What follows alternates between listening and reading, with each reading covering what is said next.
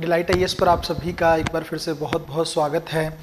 तो आज हम लोग एक इम्पॉर्टेंट टॉपिक पर बात करने वाले हैं।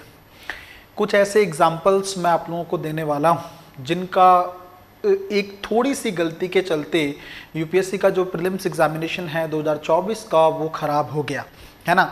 तो कौन सी ऐसी गलतियां हैं जिसके चलते आपका जो एग्ज़ाम हॉल की स्ट्रेटजी है या एग्ज़ाम हॉल में जो आप काम करते हो उससे आपका प्रीलिम्स एग्जामिनेशन बिगड़ सकता है। कोई फ़र्क नहीं पड़ता है आपने कितने साल से तैयारी की है, कोई फ़र्क नहीं पड़ता है आपको किस रणनीति का आपने फॉलो किया है, कहाँ से आपने सोर्सेस को पढ़ा है, बहुत सारी चीज़ें ऐसी हैं। तो आपको यह समझना होगा कि इन सब चीज़ों के साथ साथ एग्जामिनेशन हॉल के टाइम में कुछ चीज़ों को आपको ध्यान में रखने की ज़रूरत है। कौन सी ऐसी गलती उन बच्चों ने की जिसके चलते उनका जो है पेपर प्रीलिम्स 2024 का लेटेस्ट एग्जामिनेशन खराब हो गया। सबसे पहले तो आपको एक चीज़ देखनी होगी जब मैंने उन बच्चों से बात की है ना, प्रीलिम्स 2024 का एग्जामिनेशन आपको पता है कंपैरेटिवली 2023 से थोड़ा इजी पेपर था है ना। तो हुआ क्या, इसमें एक स्टूडेंट हैं उन्होंने मुझे बताया कि सर मैंने बहुत अच्छे से पेपर को डील किया और लगभग 1 घंटा 30 मिनट या 25 मिनट तक मैंने 74 के आसपास क्वेश्चंस जो हैं वो कर लिए थे है ना। 1.5 घंटे में उन्होंने 74 क्वेश्चंस को अटेम्प्ट किया और एक कॉन्फिडेंस के साथ कि हाँ मुझे ये जो भी मैंने पेपर किया है बहुत अच्छा पेपर है और काफ़ी हद तक मेरा पेपर हो जाएगा।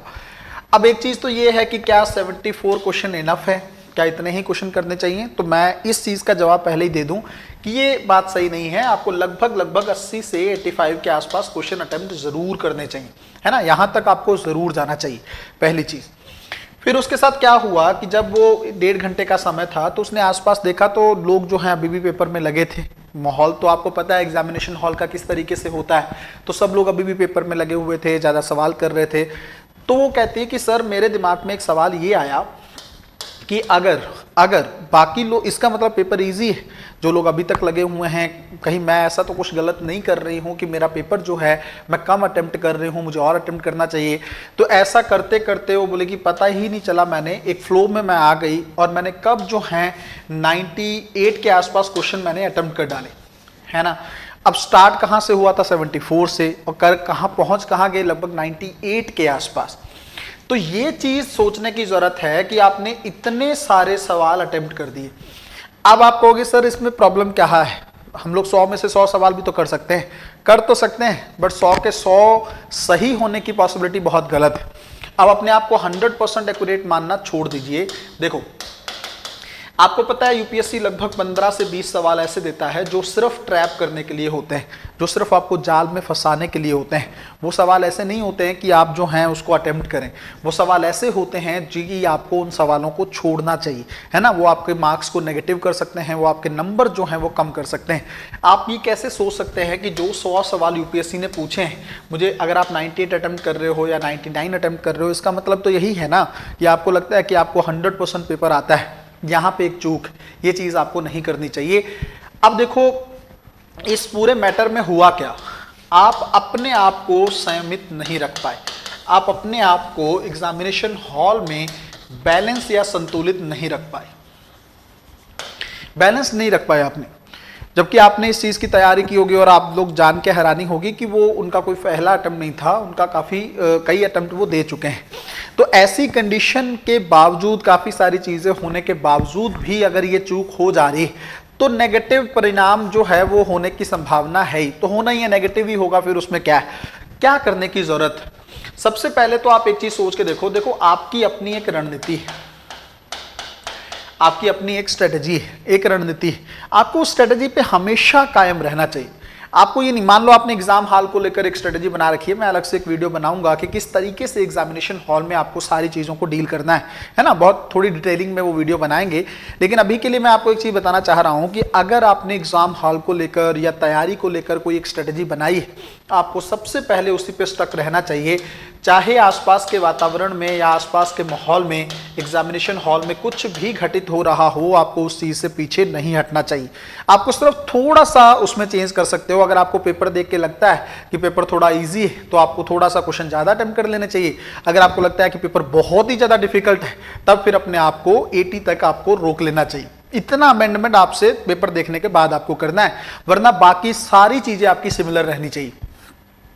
कितने क्वेश्चंस को कौन से सब्जेक्ट को पहले अटेम्प्ट करना है, कौन से सेक्शन को पहले उठाना है, कितने टाइम पीरियड में मुझे कितने सारे सवाल कर लेने हैं, ये सारी चीज़ें आपको पहले अपनी एक स्ट्रेटजी, एक रणनीति बना के रखनी चाहिए। जो टेस्ट सीरीज आप करते हो उसमें इस चीज़ को जरूर इंप्लीमेंट करना चाहिए, तभी फायदा है टेस्ट सीरीज का, वरना टेस्ट सीरीज का बहुत ज़्यादा बेनिफिट नहीं होने वाला है आपको अगर आपने ये सब काम वहाँ पर नहीं किया है। आसपास के एनवायरनमेंट में कुछ भी हो रहा हो, आपको अपनी स्ट्रेटजी, ठीक है मेरी कैपेसिटी ठीक होना क्या चाहिए था कि अगर 74 क्वेश्चन थे उसमें, अभी टाइम था तो धीरे धीरे करके 8-10 सवाल या 12 सवाल और कर लेने चाहिए थे, 10-11 सवाल बस, और अपने आप को रोक लेना चाहिए था, तो चीज़ें बेटर रहती, बहुत इजीली प्रीलिम्स एग्जामिनेशन क्वालिफाई हो जाता। लेकिन सिर्फ एक लालच के चलते यहाँ पे थोड़ा सा, और अपने आप को इम्बैलेंस करने के चलते इस चीज़ से वो चूक गए। दूसरा एग्जाम्पल एक और है, एक और स्टूडेंट है, उन्होंने भी एक बात बताई। उन्होंने ये कहा कि सर सब कुछ ठीक चल रहा था, मेरी तैयारी बहुत अच्छी चल रही थी, मेरी तैयारी बहुत सही थी, सब कुछ मैंने अच्छे से किया था, लेकिन प्रीलिम से पहले मैंने कुछ वीडियोज यूट्यूब पे देख ली जिनमें मैंने तकनीक को लेकर देख लिया। बहुत सारी ऐसी वीडियोस आते हैं जिसमें वो लोग बात करते हैं कि यूपीएससी की किस तरह की टेक्निक्स आपको प्रीलिम्स एग्जामिनेशन में यूज़ करनी चाहिए, जिससे जो है आप पेपर को अच्छे से डील कर सकते हो। तो वो टेक्निक वाली वीडियो मैंने देख ली, और हालांकि मैंने सोचा नहीं था कि मैं उसको इम्प्लीमेंट करूंगी, लेकिन क्योंकि मैंने एक ही दिन पहले देखी थी तो बहुत सारी ऐसी वीडियोज़, उसके चलते मुझे एग्जामिनेशन हॉल में मेरा माइंड सिर्फ वैसे ही माइंड काम कर रहा है। जैसे उन्होंने बोला कि हाँ एक्सट्रीम वर्ड है तो वो गलत होगा, नेगेटिव वर्ड है तो वो गलत होगा, ये सारी चीज़ें, ये टेक्निक्स एक टाइम पे प्रीलिम्स एग्जामिनेशन में इंप्लीमेंट होती थी, 2014, 15, इवन 16 तक भी चलती रही, बट उसके बाद से ये टेक्निक धीरे धीरे धीरे यूपीएससी में काम करना बंद कर दी। अभी भी कुछ टेक्निक्स हैं, बट उसके लिए बहुत ज़्यादा डिटेल और बैलेंस्ड पर्सन की ज़रूरत है जो उन चीज़ों को इम्प्लीमेंट कर सके। हर पर्सन उन टेक्निक्स को इम्प्लीमेंट नहीं कर सकता, वरना उसके नुकसान जो हैं आपको एग्जामिनेशन में देखने को मिल सकते हैं। तो इसके चलते वो कह रहे हैं कि मेरी ये टेक्निक के चलते मेरे बहुत सारे सवाल जो हैं वो गलत हो गए।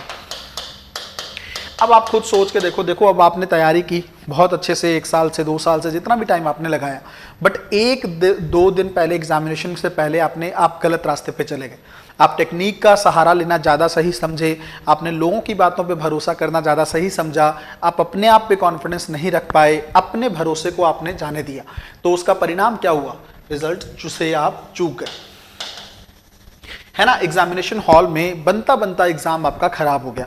देखिए एक चीज़ ध्यान से समझिएगा, आपका पेपर में रहना सिर्फ आपके पेपर को ही, ये नहीं है कि आपने पेपर को, आपका प्रीलिम्स नहीं हुआ आप मेंस से चूक गए, आपके करियर को भी वो 1.5 से 2 साल आगे कर देता है। तो इस चीज़ को समझने की ज़रूरत है कि कोई भी छोटी सी चूक आपके पूरे करियर को 1 से 2 साल डिले कर सकती है, जिसकी ज़रूरत भी ना हो, और वो छोटी छोटी माइन्यूट मिस्टेक्स आप लोगों को नहीं करने चाहिए। खुद को बैलेंस करने पर बहुत ध्यान देने की ज़रूरत है। कुछ भी इधर उधर होता हो, अपनी रणनीति पे काम करते रहिए, और यही चीज़ आप लोगों को एग्जामिनेशन हॉल में भी इंप्लीमेंट करनी चाहिए। मिलते हैं अगली वीडियो में, तब तक अपना ध्यान रखें, अपनी पढ़ाई को बहुत अच्छे तरीके से करते रहें। बहुत बहुत धन्यवाद।